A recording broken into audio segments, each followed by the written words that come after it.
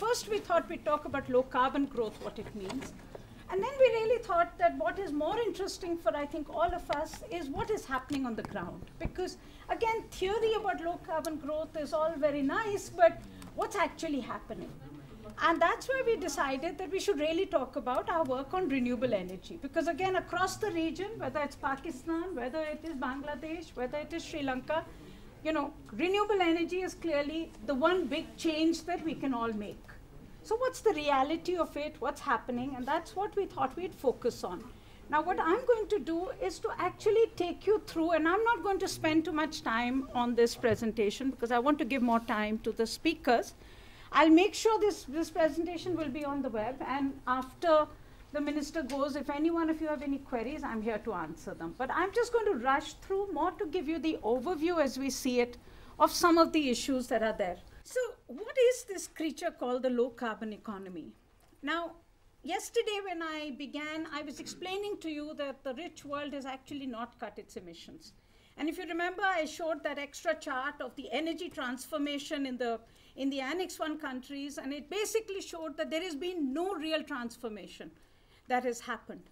And that they are really still at this moment, their emissions from the energy sector are growing, from the transport sector are growing. The other big thing that we talked about yesterday, just to recap, is that one of the reasons why a lot of this is not happening is because we know that climate change is intrinsically linked to economic growth as we know it. This pie diagram puts it very clear that as much as 35% comes from just electricity and heat, and then of course this is global emissions. So we know that climate change is related to growth, and we also have very hard data, which we've discussed yesterday at length, that the Annex 1 countries have still not reduced their emissions at the scale that is needed in no way, and certainly not at the pace that is needed. Now, if you look at India, this is data from India. We have the same kind of structure as far as use of where our emissions are coming from. So we reflect what is happening in the rest of the world. I mean, the rest of the world emits because of the use in the economic sector, so do we. And that is, of course, bound to happen. Now, when I showed this chart yesterday, this is my very favorite chart of the McKinsey global GHG abatement. And you remember I had focused yesterday on the zero cost options, which were afforestation. If you look at this chart is at 3 point. What's negative cost, which I said most of the world, the rich world had done. It's now looking at zero cost, which is afforestation, a lot of it in our part of the world. But the real high cost is up there. So if you see, the high cost is solar concentrated power, solar PV, high penetration wind. You know, American journalists would actually put it down in black and white to him. He certainly is not going to read an Indian paper. So at the end of the day, now let's leave the global politics. Let's make it very clear that they have not fixed the problem. We, however, know that we should and can invest in doing things to reduce our emission intensity, in moving our economy towards cleaner fuel, and we should do that also in our own interests to a large extent. Now, the government of India has come up with 8 missions on climate change. We have a very, very ambitious target for solar, and Mr. Shekhar is here. He's going to speak to us about it and tell us where it stands. It is a very ambitious target for a country like India. We will be investing as much as $20 billion in the next 25 years to reach that 1,100 megawatt that we have set ourselves the target to do. It's not chicken feed, it's not small money, and this is coming out of domestic resources in India at the moment. Mr. Shekhar will explain to us how the bundling is going to happen. We also have an energy efficiency mission, which is very complicated, and the way that document is written, it's not written in English, and nobody can understand it. But I assume that they will be doing something about it, and Mr. Manu was here in the morning, right, from BE, but I know BE is working on it, and there are a lot of things happening to try and drive energy efficiency in Indian industry. There is a sustainable urban development mission, which I found one of the most interesting things in it is that they have committed to doing public transport in 10 cities and actually shifting modal shift in 10 cities, which they've still not identified, but 10 cities so that you actually move towards public transport. So at least it's a stated goal in the sustainable urban mission. Now, of course, a lot of these things are within the government to now start implementing them. And we are told that it will all happen with the next plan, the 12th five-year plan, because all these missions, the green missions, are now going to the Planning Commission as part of each ministry's work. The other thing that is very interesting in the urban mission is that it's been agreed that there will be guidelines for what is sustainable habitat standards, and that this will be made conditional as part of the funding under JNURM. So now in the future phase of JNURM, which is this Jawaharlal Nehru National Urban Renewal Mission, which is a very large 75,000 crores is what the government of India spent last time, or 60,000 crores, is a project which at least now on paper they have said that they will use these guidelines to move urbanization towards more sustainability. Now, obviously, the devil is in the details. We have to make sure that the guidelines are good. We have to make sure that they get implemented. There is also the National Water Mission, where the entire attention is on water efficiency and on groundwater augmentation. There is the National Green India Mission, which interestingly is the only mission which is not final right now. So it's very interesting for me that the Ministry of Environment and Forests is the only mission which is still not final. And it's the last meeting that was held of the PM's Council. They prepared, they made a presentation and they said they will take another year to do preparation for it. So it's under preparation. The Sustainable Agriculture Mission is supposed to focus again on water use efficiency, basically the more crop per drop notion, try and focus on water harvesting and improved soil management. The other two missions have a lot of things that they're talking about, but I don't have very clear deliverables on them, so it's very hard for me to list them, which is the Himalayan Mission and the Strategic Knowledge Mission. But the bottom line is that there is at least an understanding to some extent, and we can always, as environmentalists in India and as people working outside the government, I think it is something that we have to keep asking for more. But there is at least a broad understanding that India needs to move towards more sustainable measures in some ways, or in some possible ways. But the question that we need to ask is, can we reduce emissions substantially when the world has not been able to do so? And it is in this context that we need to understand, what do we actually mean by low carbon growth? What will it cost? And can we afford it without a global deal that pays for this transition? And that's really the big questions that I think need to be asked and answered when we look at the whole concept of low carbon growth. Now, I'm saying this very conscious and having sort of given you the data, because I'm saying very clearly, Indian government has to do something in its own interest. We must move seriously on energy efficiency. We must move seriously on the missions that we have set. We must green India's economy. But we must also ask the question, can we actually do as much as we need to do? Can we make that transition when the rest of the world has not been able to do so? Because very clearly, it has not been able to do so because it will cost. Now, that's where our research, and actually Chandrabhushan had worked on this about a year ago, Sibi. We did a very detailed report called Challenge of the New Balance, which is a sector-by-sector review of India's most energy-intensive sectors, from power to iron and to steel, to aluminium, to fertilizer, to paper, and to cement and fertilizer. And this analysis was very important because it helps us to understand for each sector, what do we actually mean by low carbon growth? And what comes out very clearly is that the transition to what we mean by low carbon growth will really cost. And I'll come back to this, but let me take the power sector. So if I look at the power sector, the current generation when we did the study was that most of India's power comes from coal. 67, 68% comes from coal. This is in the formal sector. Renewables is 3.5, diesel 0.5, that's sort of dirty diesel in any case, nuclear, gas, and hydel. But coal is the centerpiece of India's power generation today. Now, the question we were asking is, how efficient is current power generation capacity in India, and can we move the current power plants to become more efficient? That's the first question.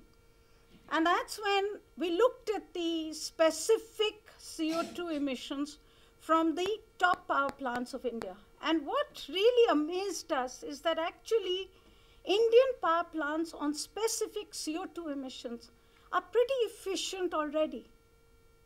And the reason was very clear. It's because we have newer technology, and also the cost of power is really costly in India. So the overall sense we had across, in fact, all the sectors was that yes, we can do more, and we've given a roadmap of what more can be done, but overall, this whole hype that is built that actually India is very inefficient is actually wrong from a point of view of hard data.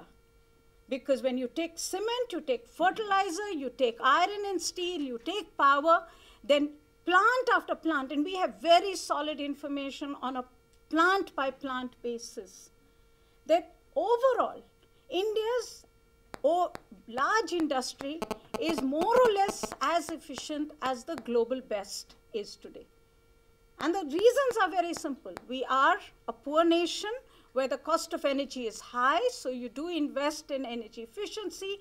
And two, we're an emerging country, so we have invested today in technology, and obviously we have the advantage of having front-runner technology. We don't have to buy substandard technology. Now, when we looked at the issue, okay, so we're efficient now. We can reduce to some extent, but we can't do too much, okay? The question then is, what do we do as we grow? Now, there's one option to say we don't grow at all, or we grow completely looking at, no power. Now, it was a bizarre statistic that we came out with, that India's per capita gross generation in 2030, even assuming that we reach the 2030 figure as stated by the integrated energy policy, we will still be 1/7 of the current per capita power generation in the US. So even in 2030, if we achieve what we do, which is still pretty much in the realm of, with all the nuclear plants up in the air and all the coal-based power plants up in the air, there's still lots of question marks whether we'll actually achieve this. But if we do, there's still this huge disparity. Now, given this, and I'm really angry with President Obama's statement yesterday, so forgive me when I repeat it again to say, these are facts that really need to be put in front of the most powerful nation's most powerful man, to say this is the kind of gross injustice that would happen even in 2030, okay? That is if we build. Now, and I'm cutting this long story short, but we went through different permutations. We looked at all the various options for India for changing its power mix, its fuel mix. What can we do better? If we move from coal, how much can we do nuclear? How much can we do solar PV? How much can we do solar thermal? How much can we do wind? And we did as much, and I hope, maybe we can extend it a little more. But for instance, in onshore wind, we did 40,000 megawatts in our low carbon scenario. And we did another 50,000 in offshore wind, okay? 90,000. Now, it's pretty ambitious. I think it's good if we get there, but it's going to cost us, and there are going to be major issues as well. We did biomass, 50,000. We did solar thermal, huge amounts. Pretty much, I would say, the world's most ambitious program as you would get. Now, after doing all this, what stunned us is this, that you would bring still coal from 69% where we began only to 57%. even in the low carbon scenario. And as I said, and this presentation we will put on the web and give you all. So please take a look at these figures. These really do push the envelope as much as we can. We are environmentalists. We want to push the envelope towards renewables. Even after pushing it, this is the scenario we get. So, it's very important for us to understand that to a large extent, however romantic and however, desirous we may be to move towards what we call a no-coal economy, the reality of economics is, and technology today is, that that's really where we are locked into. Now, that does mean that we need to expand all the others and see what else we can do, but it also brings a hard reality. And then we looked at emission trajectory. This is obviously this is business as usual. This is without any change. Our business as usual scenario was when we even pushed more for change. And we said, we want more than business as usual, just growth. We then looked at low carbon, which I've explained to you. And you'll see that the difference is not huge. And in fact, what happens is that as you get into the more difficult scenarios, you basically find that there is an emission technology barrier. And beyond a point, countries cannot cut emissions without without the investment that is needed in completely transforming economies. Now, we looked at the cost, and we looked at how, and we looked at all our costs coming down. We looked at offshore wind will reach such and such. We looked at different cost options for PV, for wind, for biomass, for coal, for solar thermal. And clearly, our intention is how fast can there be grid parity with coal-based power stations? How fast can the learning be for renewables so that we can actually move in more and more of such technologies into the field? Even then, the costs are pretty high. Now, when Chandrabhushan worked on this, he basically said that if you were looking at low carbon over business as usual, then you needed to avoid something like 3.4 billion tons of CO2. And this would cost us something like $60 per ton of CO2 avoided. So for the cost that we have estimated, so if I go back now and I tell you that in our low carbon economy, we want to bring power generation so that we can move it from coal to some extent to renewables and to the rest, then we need to make sure that we can invest $60 per ton of carbon saved. Now today, we are getting CRs, and the latest you said today was 6.8 euro. Is what the cost, and that's rock bottom cost. And if Chandrabhushan's analysis is correct, and all Reliance and all the other projects, coal-based power stations, are all going to fit into dirty CDM, then you basically make sure that the CDM CER market will crash even further, and the cost of CERs will just go down to absolutely no chance of renewables being funded. So that's the reality game that we are dealing with. And we are dealing with a reality game knowing that India has to grow. I gave you the statistic right at the beginning that even in 2030, we will remain on a per capita basis so much below the US as far as energy is concerned. And we already discussed yesterday what is the inequity as far as carbon is concerned. And we have a growth imperative. We do need cement to increase, cement, power, urea to increase. Now, in all this, I'll come to my last point, is that essentially the message that we are giving to the government of India is that by 2020, in all the analysis we have done, is that India will exhaust all our low-hanging options as well as exhaust all our high-end commercialized technology options. And this is very important to understand because we have now set ourselves a 20 to 25% energy intensity reduction target by 2020. And what we are saying to government is that that is achievable, that is easy to do, but by then you would have exhausted all the easy options. And that you need to have the whole world needs to understand this because This is really the problem in the entire world, where they have also reached that today. We will reach it by 2020, and the world is today struggling to find ways of actually reducing emissions. And we are in the same boat, and that we will need to find drastic emission reduction targets, both in the industrialized countries, and we need to make sure that equity therefore remains as the cornerstone of our negotiations, so that we know very clearly the cost of transition will be there, and we need money and we need technology to be able to take us beyond that 2020 target. And that holds true for all countries of South Asia, in fact, all countries of the developing world. So that's really what we are saying, and that's why for us, the whole low carbon growth issue had to be deconstructed and actually understood more clearly what do we actually mean.